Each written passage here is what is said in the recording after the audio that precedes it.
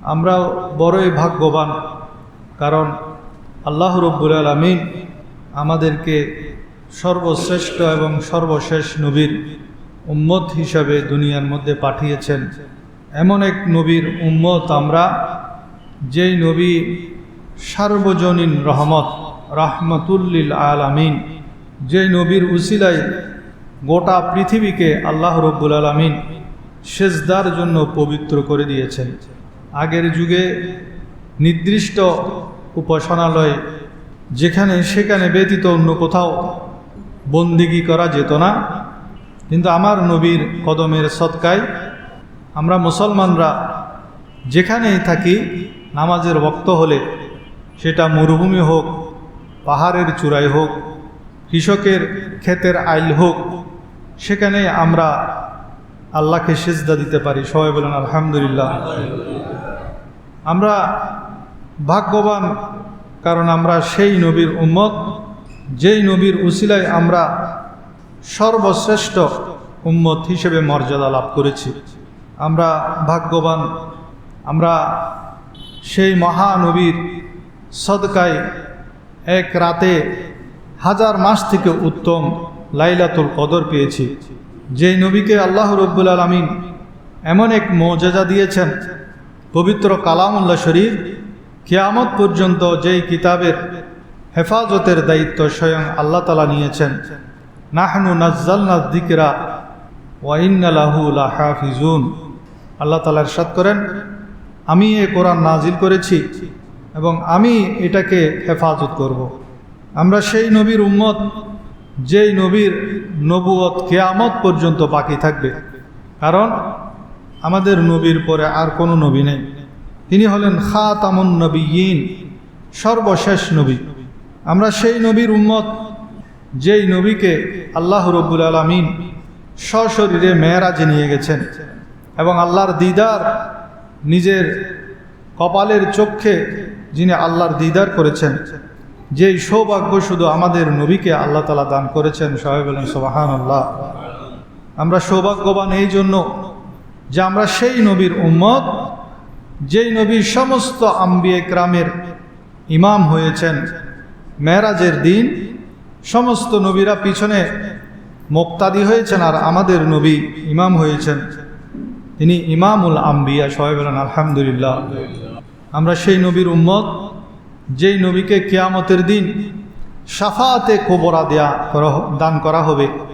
সমস্ত নবীরা আমার নবীর শাফাতের মুহতাজ হবেন। হযরত আদম আলাইহিস সালাতু সালাম থেকে নিয়ে ঈসা রুহুল্লাহ পর্যন্ত জলিলুল কদর বড় বড় পয়গাম্বরগণ আমার নবীর শাফাতে কুবরার মুহতাজ হয়ে যাবেন। আমরা সৌভাগ্যবান এই জন্য, কারণ আমাদের নবীকে কিয়ামতের ময়দানে মকামে মাহমুদ দেয়া হবে। কিয়ামতের দিন যখন সূর্য নিকটবর্তী হবে, জমিন তামার মতো হবে, সেই প্রচণ্ড গরমের মধ্যে হাসরের ময়দানে আমাদের নবী হাউজে কাউসারের মালিক হবেন। আমরা গুনাহগার উম্মতদেরকে আমার নবী হাউজে কাউসারের পানি পান করাবেন। আমরা আসলে সৌভাগ্যবান, কারণ আমরা সেই নবীর উম্মত, যেই নবী জমিনে দাঁড়িয়ে আসমানের চাঁদকে দুটুকরা করেছেন, যে নবীর রৌদ্রে দাঁড়ালে যে পেয়ারা নবীর শরীরের ছায়া জমিনের মধ্যে পড়ত না, এবং আমাদের নবীর শরীর থেকে যে ঘাম বের হতো, সেই ঘাম মেশক আম্বরের চেয়েও বেশি সুগন্ধ। সবাই বলেন সুবহানাল্লাহ।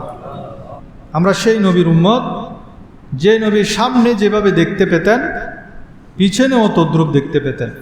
সামনে যে রূপ দেখতেন, পিছন দিকেও সেরকম দেখতেন। আমরা সেই নবীর উম্মত, যেই নবীর আঙ্গুলের ফাঁক দিয়ে আল্লাহ রাব্বুল আলামিন ঝর্ণা দ্বারা প্রবাহিত করেছেন, যেই ঝর্ণা থেকে হাজার হাজার সাহাবী পানি পান করে তৃপ্ত হয়েছেন, ওযু করেছেন, গোসল করেছেন। সবাই বলেন সুবহানাল্লাহ। আমাদের নবী এক পেয়ালা দুধ দিয়ে অসংখ্য মানুষকে পান করিয়েছেন। যেই নবীর বিরহে শুকনা লাকড়ি, খেজুরের শুকনা কাঠ, যেই নবীর বিরহে ফুফিয়ে ফুফিয়ে কান্না করত। এমনকি আল্লাহর পেরা হাবিব পথের গাছের নিকট দিয়ে গেলে গাছ ছায়া দিতেন, সালাম দিতেন। পাথর, নির্জীব যে পাথর, আমরা যে পাথরকে নির্জীব বলি, সেই নির্জীব পাথর আমার নবীকে উচ্চস্বরে সালাম দিতেন। সবাই বলেন সুবহানাল্লাহ। যে নবীর দরবারে হরিণ এবং অবলা জীবজন্তু তাদের নিজের ভাষায় তাদের প্রতি কোনো জুলুম করা হলে সেই জুলুমের বিচার দিতেন। যে নবীর মুখের লালা এবং স্পর্শে অন্ধ চোখ ভালো হয়ে যেত, বিষাক্ত সাপের বিষ কমে যেত। সবাই বলেন সুবহানাল্লাহ। আমরা সেই নবীর উম্মত যার চোখ দুটি ঘুমালেও পবিত্র অন্তর জাগ্রত থাকত, যার পবিত্র শরীরে সারা জীবন কোনোদিন মশামাছি বসে নাই। সেই নবীর চেহারা এত নূরানি এবং উজ্জ্বল ছিল, সেই নূরানি চেহারার আলোতে অন্ধকারের মধ্যে আম্মাজান আয়েশা সিদ্দিকা সূচ খুঁজে পেয়েছিলেন। আমরা সেই নবীর উম্মত, যেই নবীর উম্মত হওয়ার জন্য জলিলুল কদর পয়গাম্বরগণ আল্লাহর কাছে ফরিয়াদ করেছেন। আর হযরত ঈসা রূহুল্লাহর সেই ফরিয়াদ আল্লাহ কবুল করেছেন। তিনি কিয়ামতের আগে দুনিয়ার মধ্যে আমাদের নবীর উম্মত হয়ে আবার আসবেন। সবাই বলেন সুবহানাল্লাহ। আমরা সৌভাগ্যবান এই জন্য যে আমার নবীজি আমাদের জন্য অত্যন্ত সহজ সরল শরীয়ত দান করেছেন। অথচ পূর্ব যুগে শরীয়ত অত্যন্ত কঠোর ছিল। কারো কাপড়ের মধ্যে নাপাক লাগলে সেই কাপড় কেটে ফেলা হতো, কিন্তু আমাদের শরীয়তে কাপড় ধৌত করলে পাক হয়ে যায়। আমরা সেই নবীর উম্মত, যেই নবীর বরকতে আমাদেরকে শত্রুর মালামালকে গনিমত হিসেবে আমাদের জন্য হালাল করেছেন। পূর্বের যুগে যদি শত্রুর কোনো মালামাল কেউ যদি পেতেন, সেটা ভোগ করার অধিকার ছিল না, সেটাকে জ্বালিয়ে ফেলতে হতো। শুধু উম্মতে মুহাম্মদী যুদ্ধের ময়দানে শত্রুর মাল যদি তারা অর্জন করত, সেটার তারা মালিকানা পেত। সবাই বলেন সুবহানাল্লাহ। আমরা সৌভাগ্যবান এই জন্য, কারণ আমরা যদি কোনো একটা ভালো কাজের নিয়ত করি, সেটারও আমাদেরকে সওয়াব দেওয়া হয়। আর যদি সেই ভালো কাজটা করা হয়, তাহলে আল্লাহ রব্বুল আলামিন আমাদেরকে 10 থেকে 700 গুণ পর্যন্ত নেকি দান করেন। কিন্তু খারাপ কাজের নিয়ত করলে কোনো গুনাহ হয় না। ভালো কাজের নিয়ত করলে সওয়াব হয়। আপনি খারাপ কাজের নিয়ত করলে গুনাহগার হবেন না, যতক্ষণ পর্যন্ত ওই খারাপ কাজটা করবেন না। এটা হলো আমার নবীর সদকা। আমরা সৌভাগ্যবান এই জন্য যে আমরা সেই নবীর উপর মাত্র একবার দরুদ পড়লে আল্লাহ রব্বুল আলামিন আমাদের উপর 10 বার রহমত নাজিল করেন। কিয়ামতের দিন যখন সিংহায় ফুঁক দেওয়া হবে, সর্বপ্রথম আমাদের নবীর কবর মোবারক উন্মোচন করা হবে, এবং যিনি জান্নাতের দরজায় সর্বপ্রথম করা নাড়বেন তিনি হলেন আমাদের নবীজি, এবং তার জন্যই সর্বপ্রথম জান্নাতের প্রধান ফটকটি খোলা হবে। আরও সুখবর হলো, কাল কিয়ামতের ময়দানে 120 কাতার হবে, প্রত্যেক উম্মতের মিলে 120 কাতার হবে। সেখানে শুধু উম্মতে মুহাম্মদী হবে 80 কাতার, এবং আমাদের নবীকে আল্লাহ রব্বুল আলামিন ওয়ারাফা'না লাকা যিকরাক এর মেজদাক বানিয়েছেন। সেজন্য আজানের মধ্যে, নামাজের মধ্যে, সর্বক্ষেত্রে আল্লাহ রব্বুল আলামিন নিজের নামের পাশে নবীর নাম লাগিয়ে দিয়েছেন। সবাই বলুন সুবহানাল্লাহ। আমাদের নবীর নামে, নবীর শহরের নামে, সময়ের নামে আল্লাহ রব্বুল আলামিন পবিত্র কালামুল্লাহ শরীফের মধ্যে কসম খেয়েছেন, যেই নবী উম্মতকে এত মহব্বত করেন, এত ভালোবাসেন, যে এমন কোনো রাত নেই যে আমার নবী রাত্রে উঠে উম্মতের জন্য কান্নাকাটি করেন নাই। তাহাজ্জুদ নামাজ পড়ে পড়ে প্রতিদিন রাতে আমরা গুনাহগার উম্মতের জন্য এই নবী কান্নাকাটি করেছেন। সেই নবীর তরিকা যদি আমরা পালন করি, সেটা আমাদের জন্য এবাদতে পরিণত হয়। নবী যেভাবে লাইফ স্টাইল জীবনযাপন করেছেন, যেভাবে পোশাক পরিধান করেছেন, যেভাবে ঘুমিয়েছেন, যেভাবে হাঁটা চলা করেছেন, এই সব কিছুই যদি নবীর তরিকা অনুযায়ী হয়, সেটা আমাদের জন্য ইবাদতে পরিণত হয়ে যায়। এবং সেই সুন্নতের অনুসরণের মাধ্যমে আল্লাহ রব্বুল আলামিন আমাদেরকে আরোগ্য দান করেন। সুন্নতি জীবনের মধ্যে সুস্থতা রয়েছে, এবং সেই নবী নিজের গুনাহগার উম্মত, যতক্ষণ পর্যন্ত একজন গুনাহগার উম্মত জাহান্নামে থাকবে, ততক্ষণ সেই নবী জান্নাতের মধ্যে যাবে না। সবাই বলেন সুবহানাল্লাহ। আমরা গুনাহগার উম্মতদেরকে নিয়েই সেই নবী জান্নাতে প্রবেশ করবেন। আল্লাহুম্মা সাল্লি আলা মাওলানা মুহাম্মাদ ওয়া আলা আলি সাইয়্যিদিনা।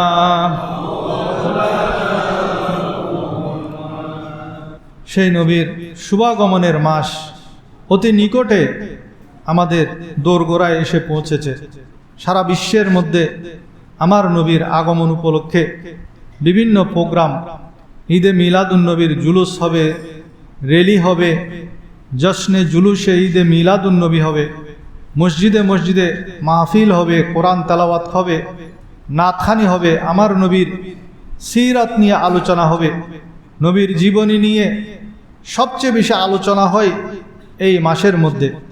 আমার নবীর জন্মের আগ থেকে নিয়ে নবীর জীবনী পুরোটাই এই মাসের মধ্যে আলোচিত হয় এবং সারা বিশ্বের মধ্যে আমরা এখন মিডিয়ার বরকতে দেখতে পাই, সারা বিশ্বের মধ্যে এটা লক্ষ কোটি উম্মতে মুহাম্মদী ঈদে মিলাদুন্নবী পালন করে।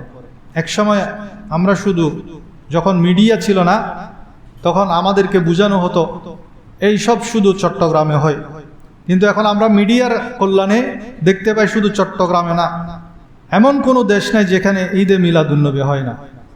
আল্লাহ রাব্বুল আলামিন আমরা উম্মতে মুহাম্মদী হিসেবে যেই নবী আমাদের জন্য নিয়ামত হিসেবে এসেছেন, সেই নিয়ামতের খুশি উদযাপন করা আমাদের জন্য অত্যন্ত জরুরি।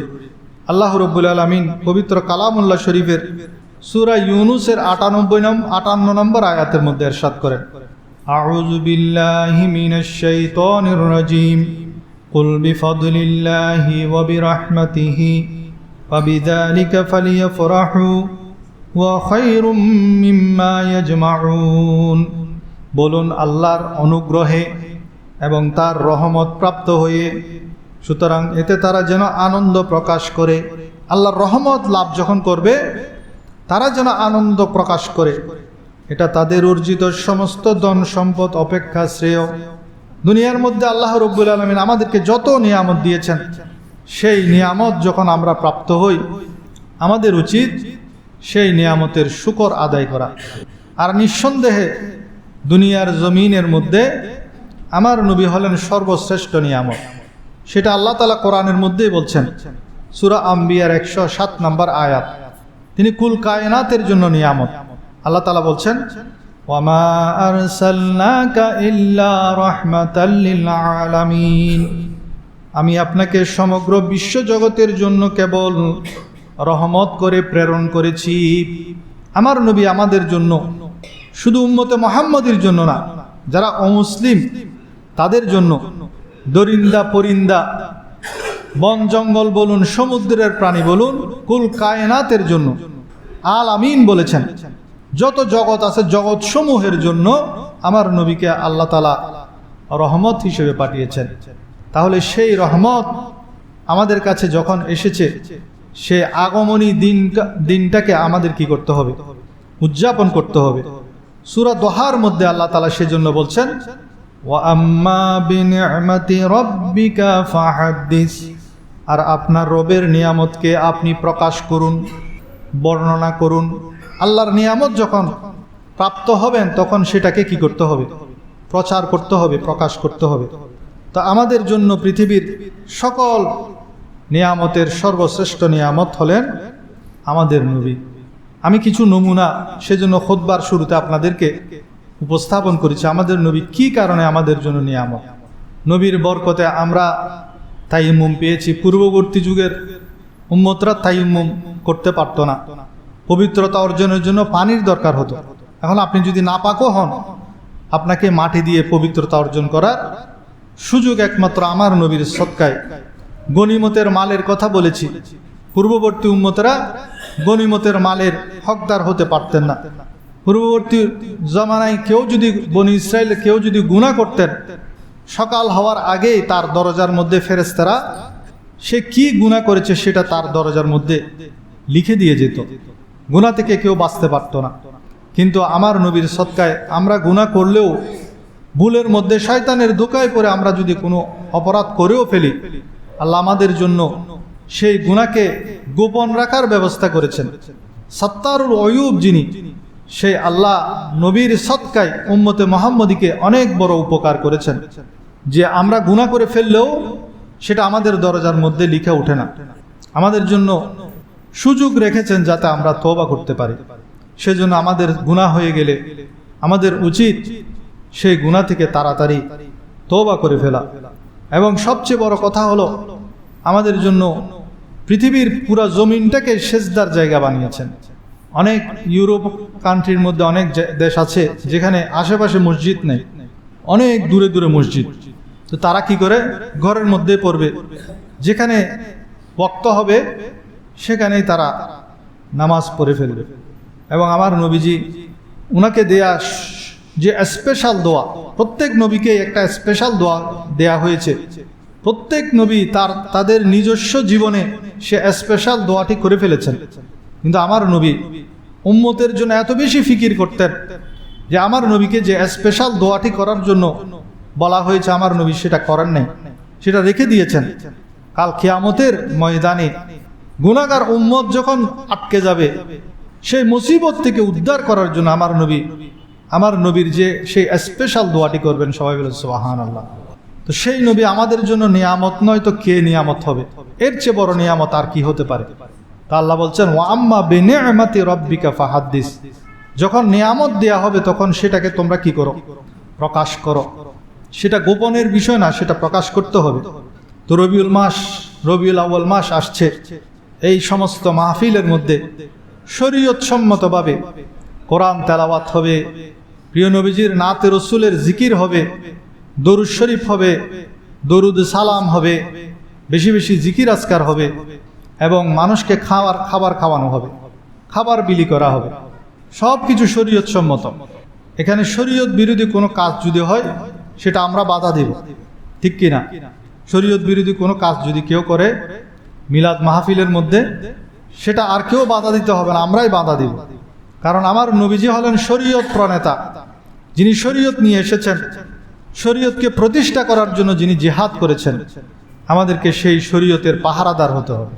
তবে আফসোসের বিষয়, এই মিলাদুন্নবীর মাস যখন আসে তখন একটা শব্দ বেশি শোনা যায়, সেটা হলো বিদআত। বিদআত কি জিনিস সেটা আমাদের জানতে হবে। ঢালাওভাবে সব বিদআত খারাপ না, কিছু কিছু বিদআত খারাপ আছে, সেটাকে বলা হয় বিদআতে সাইয়্যিআ, খারাপ বেদাত, যেটার বিরুদ্ধে আমার নবীজি বলেছেন। আর কিছু কিছু বেদাত হলো বিদআতে হাসানা, ভালো বেদাত। যেমন বিদআতে হাসানার ব্যাপারে মুসলিম শরীফের এই প্রসিদ্ধ হাদিসটি আপনারা সবাই জানেন। আমার নবীজি বলেন, মান সান্না ফিল ইসলাম সুন্নাতান হাসানাতান ফালাহু আজরুহা ওয়া আজরু মান আমিলা বিহা মিন বাদিহি। যে ব্যক্তি ইসলামের মধ্যে কোনো ভালো রীতিনীতি, সুন্নতে হাসানা, ভালো রীতিনীতি চালু করবে, সে তার নিজের সওয়াব পাবে, এবং তারপরে যারা এই ভালো কাজটি করবে তাদের সেই ভালো কাজের সওয়াবও ওই যে ব্যক্তি সর্বপ্রথম করেছে সেই ওই ভালো কাজের সওয়াবের এক অংশ পাবে। সবাই বলুন সুবহানাল্লাহ। তো এখন কেউ যদি মিলাদুন্নবী করে, সেখানে কি কি কাজ হচ্ছে? কোরআন তেলাওয়াত হয়, ছোট ছোট বাচ্চারা অনেক জায়গায় কোরআন তেলাওয়াতের প্রতিযোগিতা হয়, আমার নবীর জীবনীর রচনা প্রতিযোগিতা হয়, নবীর জীবনী থেকে নিয়ে বিভিন্ন কুইজ, আমাদের মসজিদেও হয় কুইজ প্রতিযোগিতা হয়, সেগুলা নিয়ে চর্চা করে আমার নবীর জীবনী নিয়ে, প্রিয় নবীজির জীবনী আলোচনা হয়। দরুদ শরীফ, সবচেয়ে বড় কথা হলো এই সমস্ত মাহফিলের মধ্যে বেশি বেশি দরুদ শরীফ পড়া হয়। একবার দরুদ শরীফ পড়লে তো 10টি রহমত, 10টি গুনাহ মাফ হয়ে যায়, এবং 10টা দরজা বুলন্দ হয়ে যায়। এবং কিছু ফেরেশতার ডিউটি হলো, তাদের কাজ হলো কোথায় দরুদ শরীফের মাহফিল হচ্ছে, কারা দরুদ শরীফ পড়ছেন তাদেরকে খুঁজে বের করা, বের করে তারা সেই দরুদ শরীফ যেই ব্যক্তি তেলাওয়াত করেছে তার নাম এবং তার পিতার নাম সহ লিপিবদ্ধ করে আমার নবীর সামনে নিয়ে সেটাকে হাজির করা। আপনি যে দরুদ শরীফ পড়ছেন মাহফিলে বসে, ওই দরুদ শরীফ পড়ার পর আপনাকেও আমার নবীজি চিনবেন, আপনার বাবাকেও চিনবেন, কারণ আপনার বাবার নাম সহ অমুকের সন্তান অমুক আপনার উপর এতবার দরুদ শরীফ পড়েছেন, এবং আমার নবীজি সেই দরুদের, সেই সালামের জবাব রওজা থেকে দেন। সবাই বলেন সুবহানাল্লাহ। তো প্রতিটি কাজই হলো শরীয়ত সম্মত, সেজন্য এটার বিরোধিতা করা মানে বোকামি করা। এর চেয়ে বড় বোকামি আমার মনে হয় দুনিয়ার জমিনে আর নাই। সাহাবায়ে কেরামের যুগের মধ্যেও এই ধরনের সুন্নতে হাসানা প্রচলিত হয়েছে, যেটাকে বেদাত বলার কোনো সুযোগ নেই। যেমন হযরত আবু বকর সিদ্দিক রাদিয়াল্লাহু তাআলা আনহু পবিত্র কোরআন সংকলন করেছেন। আগে ছড়িয়ে ছিটিয়ে ছিল, সেটাকে সংকলন করেছেন। আবু বকর সিদ্দিক সর্বপ্রথম উদ্যোগ নিয়েছেন পবিত্র কোরআনকে কিতাব আকারে, এবং সেটা স্বয়ং সম্পূর্ণ হয়েছে ওসমান রাদিয়াল্লাহু তাআলা আনহুর জামানায় গিয়ে। শুরু করেছিলেন আবু বকর সিদ্দিক রাদিয়াল্লাহু তাআলা আনহু, এবং ওমর রাদিয়াল্লাহু কসম করে বললেন যে ওয়াল্লাহু হুয়া খাইর, এটা আল্লাহর কসম করে বলছেন এটা হলো কল্যাণের কাজ। অথচ এটা আমার নবী করেন নাই। আমার নবীর জীবদ্দশায় কোরআনকে একত্রিত করেন নাই। সেজন্য ঢালাওভাবে শুধু আমার নবীর যুগে ছিল না, এটা বেদাত, সেটা বলা যাবে না। আমার নবীর যুগে জামাতের সাথে তারাবির নামাজ পুরো মাস ব্যাপী জামাতের সাথে 20 রাকাত তারাবির নামাজ ছিল না। মাত্র 3 দিন আমার নবী শুরু করেছেন। কিন্তু ওমর ফারুক রাদিয়াল্লাহু তাআলা আনহু এসে জামাতের সাথে পুরো মাস একজন ইমাম নিযুক্ত করলেন। পুরো মাস এই তারাবির নামাজ কি করলেন? তিনি প্রতিষ্ঠা করলেন, এবং নিজেই বলছেন, নিজেই এই তারাবির নামাজের সৌন্দর্য দেখে জামাতে তিনি বলছেন হাজিহি নি'মাতুল বেদা, এটা হলো উত্তম বেদাত। বেদাতে সাইয়্যানা, এটা হলো বেদাতে হাসানা। এখন আমরা একটা শব্দ বলি বেদাত বেদাত, কিন্তু বেদাতের মধ্যে যে 2টা ধরন আছে, একটা হলো কল্যাণকর, দ্বীনের জন্য উপকারী, আর একটা হলো দ্বীনের বিপরীত, যেটা ধর্মের বিপরীত, আমাদের শরীয়তের বিপরীত কাজ। যেমন গান বাজনা করা, নতুন নতুন ইনস্ট্রুমেন্ট নিয়ে আপনি নাতে রসুল পড়ছেন, সেখানে আপনি বাদ্যযন্ত্র ঢুকিয়ে দিলেন, এটা হলো বেদাতে সাইয়্যা। এটাকে আমরা সমর্থন করি না।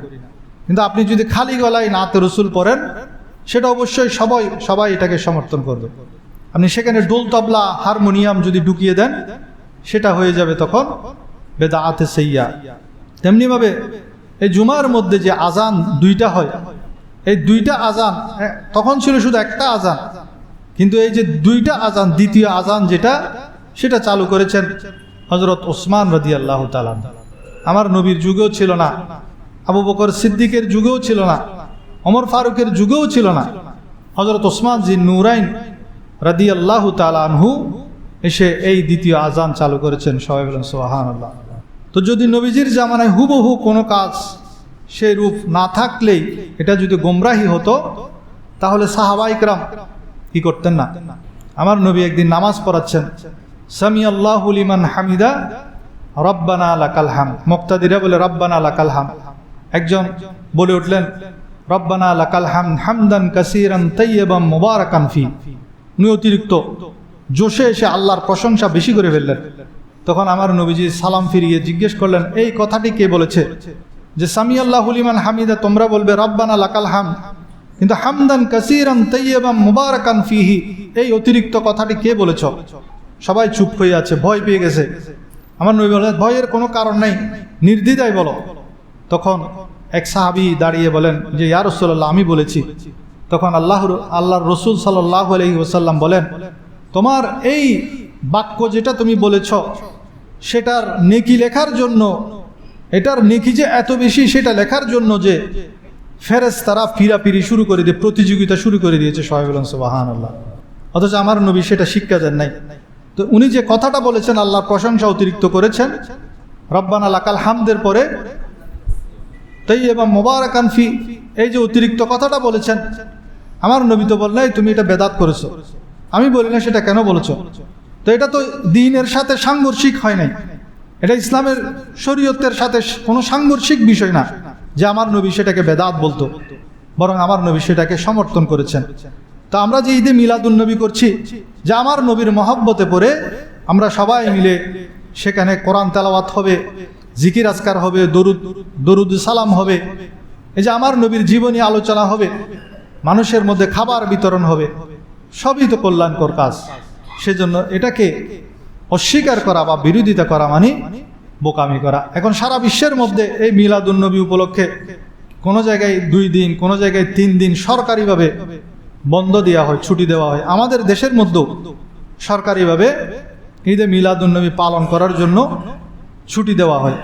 তো সেটার বিরুদ্ধে এরপরেও যদি আমরা করি তাহলে আমরা দুর্ভাগা, আমাদের কপাল খারাপ না, কিসের বিরোধিতা করতেছে। তবে হ্যাঁ, মিলাদুন্নবীর নামে যদি আপনি শরীয়ত বিরোধী কোনো কাজ করেন সেটা কোনো দিনও সমর্থনযোগ্য না। এই যে বর্তমান যুগে আমরা দেখি বিভিন্ন মাদ্রাসা প্রতিষ্ঠা করা হয়েছে। আমার নবীর যুগে, সাহাবীর যুগে এই ধরনের মাদ্রাসা, এই যে সিলেবাস তৈরি করা, এই যে বুখারী শরীফ, আমার নবীর যুগে তো বুখারী শরীফ ছিল না, সিহা সিত্তার কিতাব যেগুলা হাদিস গ্রন্থ, এগুলা কিছুই ছিল না। এগুলো পরবর্তীতে আরও প্রায় 150-200 বছর পরে এই কিতাবগুলা হয়েছে। এখন যে আমরা কোরআন খতম করি, কোরআন তেলাওয়াত করি, সাহাবীদের যুগে ছিল, কিন্তু ওই যে বুখারী শরীফের খতম এখন কোরআন খতম চেয়ে বেশি হয়ে গেছে। বড় বড় আলেম যারা, এমন কোনো দিন নেই যে বুখারী খতম তারা দেয় না। আমাদের এলাকায় হলে আমরা অংশগ্রহণ করি, কিন্তু এখন তো এমন কোনো এলাকা নাই যে প্রতিদিন কোরআন খতমের চাইতে বুখারী শরীফের খতম বেড়ে গেছে। তো এটা কি আমার নবীর যুগে ছিল, সাহাবীদের যুগে ছিল, তাবিঈদের যুগে ছিল? ইদানিং চালু হয়েছে বুখারী শরীফের খতম। তো এটাকে তো কেউ বেদাত বলে না, কারণ এটার মধ্যে ফুলুস আছে। এরা আরো বেশি পড়ে, যারা বেদাত মিলাদুন্নবীকে বেদাত বলে এরা আরো বেশি পড়ে, কারণ এটার মধ্যে ফুলুস আছে। প্যাকেট ভরে ভরে একবারে 2000-3000 টাকা দেয়, সত্যি কথা কেউ বলবে না। এই যে বার্ষিক মাহফিল হয়, মাইক ব্যবহার করা হয়, পাসপোর্টের মাধ্যমে, ভিসার মাধ্যমে হজের মধ্যে যাওয়া, ওমরার মধ্যে যাওয়া, এগুলা কি ছিল আগে এক সময়? এগুলা আপনি বলেন না এগুলা তো বেদাত, আমি যাব না। এই ভিসা, পাসপোর্ট, বিমানে চড়ে আমি কোথায় যাব না, আমি পায়ে হেঁটে যাব, আমি গাদার ফিটে চড়ে হজে যাব, তখন সেটা বলবে না। তো এগুলো হলো শুধু আমাদেরকে বিভ্রান্ত করা ছাড়া আর কিছুই নয়।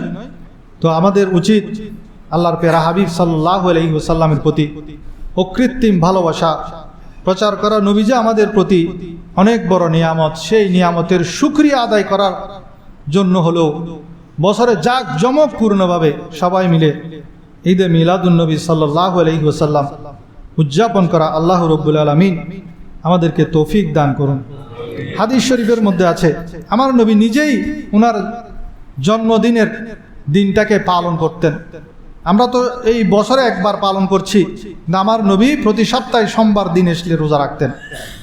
আমার নবীকে যখন জিজ্ঞেস করা হলো যে আপনি সোমবারে কেন রোজা রাখেন, তখন আল্লাহর প্যারা হাবিব বলেন, যাকা ইয়াউমুন উলিদতু ফি ওয়া ইয়াউমুন ইউবআসু আও উনজিলা আলাইয়া ফিহি।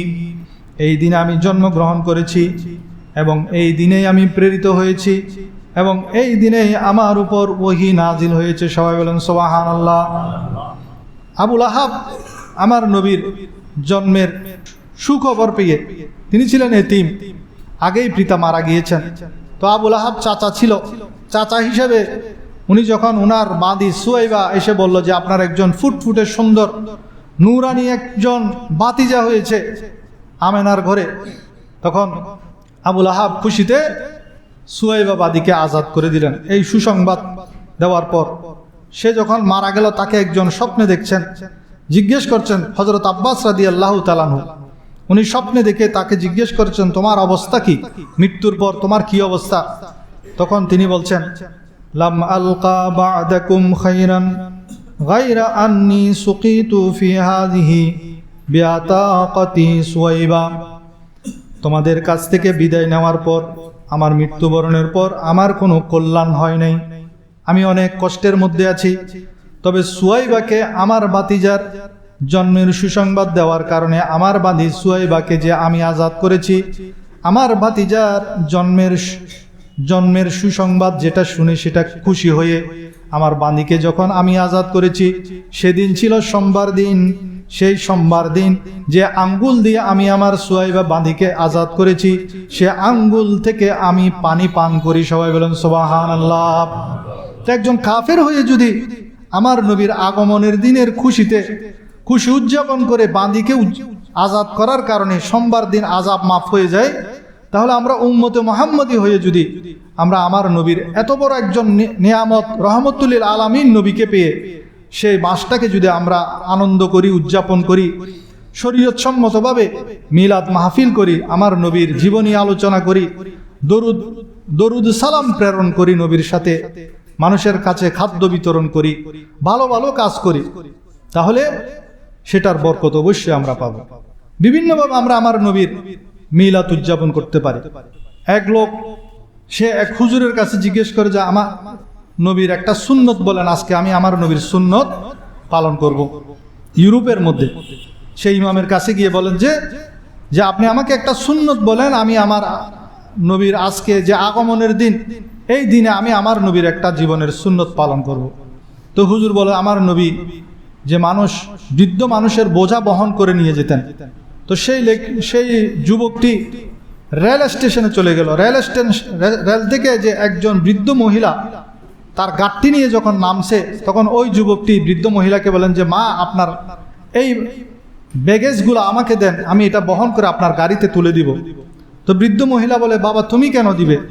বলে যে আজকে আমার নবীর জন্মদিন, এই খুশিতে আমার নবীর সুন্নত পালন করার জন্য আমি এই কাজটা করতে এসেছি। ওই মহিলা ছিলেন খ্রিস্টান। তখন ওই যুবকটি বৃদ্ধ মহিলার বোঝাটি গাড়ি পর্যন্ত কাঁধের উপর করে পৌঁছে দিলেন। বৃদ্ধ মহিলা জিজ্ঞেস করলেন, তার মোবাইল নাম্বার নিলেন এবং তাকে জিজ্ঞেস করলেন, তোমার নবীর নাম কি? সে বলল, আমার নবীর নাম মুহাম্মদ সাল্লাল্লাহু আলাইহি ওয়াসাল্লাম।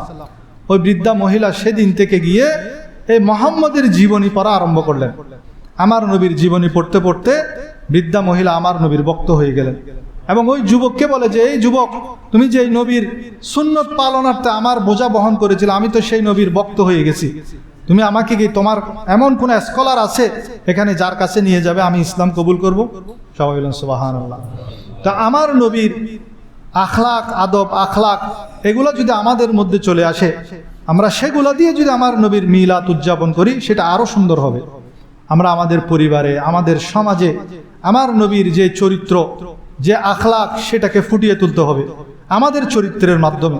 তখন সেটা দেখে মানুষ উদ্বুদ্ধ হবে, ইসলামের প্রতি আকৃষ্ট হবে। এটাই হোক আমাদের মিলাদুন্নবীর শিক্ষা। আমাদের মসজিদের মধ্যেও ইনশাআল্লাহ আপনারা খবর পাবেন, ইনশাআল্লাহ মিলাদুন্নবী উদযাপন হবে। আপনারা সবাই স্বতঃস্ফূর্তভাবে অংশগ্রহণ করবেন। অনেকে ব্যক্তিগতভাবে করেন, যে যত জাঁকজমক পূর্ণ করবেন সে তত বেশি উপকৃত হবেন। আমাদেরকে কৃপণতা ছাড়া আমার নবীর ঈদে মিলাদুন্নবী পালন করার তৌফিক দান করুন। এই আগামী মাসের মধ্যেই পুরো মাস আমাদের জন্য সুযোগ রয়েছে। যারা পারেন সোমবার দিন, এই মাসের মধ্যে যখন সোমবার দিন আসবেন, সেই সোমবার দিনের মধ্যে নবীর মিলাদ উপলক্ষে রোজা রাখার প্ল্যান করুন। আল্লাহ রাব্বুল আলামিন আমাদেরকে কবুল করুন, সবাই বলেন আমিন। আরেকটি হাদিস বলে আমি শেষ করছি। সহিহ হাদিস গ্রন্থের মধ্যে আছে, জুমার দিনকে সপ্তাহের শ্রেষ্ঠ দিন বলা হয়েছে। কারণ কি, এই দিনে হযরত আদম আলাইহিস সালামকে সৃষ্টি করা হয়েছে। ফিহা খুলিকা আদমু ওয়া ফিহা উদখিলাল জান্নাহ, এটা সহিহ মুসলিমের হাদিস। সেদিন আদম আলাইহিস সালামকে সৃষ্টি করা হয়েছে এবং সেই দিন তাকে জান্নাতে প্রবেশ করানো হয়েছে। তো একজন নবীর সৃষ্টির দিনটা যদি আমাদের জন্য ঈদের দিন হয়, জুমার দিন আমাদের জন্য কিসের দিন? ঈদের দিন না? এই একজন নবীর সৃষ্টির দিনটা যদি আমাদের জন্য ঈদের দিন হয়, যিনি সকল নবীদের ইমাম, ইমামুল আম্বিয়া, সেই নবীর আগমন দিন আমাদের জন্য ঈদের দিন হতে পারে না? তো আমরা যদি ঈদে মিলাদুন্নবী লিখে, অনেকে আবার সেটার মধ্যে এতরাজ করে। সব কিছুর দলিল কিন্তু কোরআন হাদিস থেকে আপনারা শুনতে পেরেছেন। এরকম হাজার হাজার দলিল আছে ঈদে মিলাদুন্নবীর পক্ষে। এখন কেউ যদি এর বিরোধিতা করে, তার জন্য তার মতো হতভাগা জমিনের মধ্যে আর কেউ নেই। সে হতভাগার কথা শুনে আমরা কেন হতভাগা হব? আমরা আমার নবীর আগমনে খুশি উদযাপন করব, শরীয়ত সম্মতভাবে আমরা রোজা রাখবো, আমরা কোরআন তেলাওয়াত করব, আমার নবীর শান মান আলোচনা করব, দরুদ সালাম বাড়িয়ে দিব। আর আমার নবীর দরুদ সালাম যেখানে পড়া হয় সেটাকে ফেরেশতারা ঘেরাও করে রাখে, প্রটোকল দিয়ে, সেখানে আল্লাহর সকিনা নাজিল হয়। সবাই বলেন সুবহানাল্লাহ।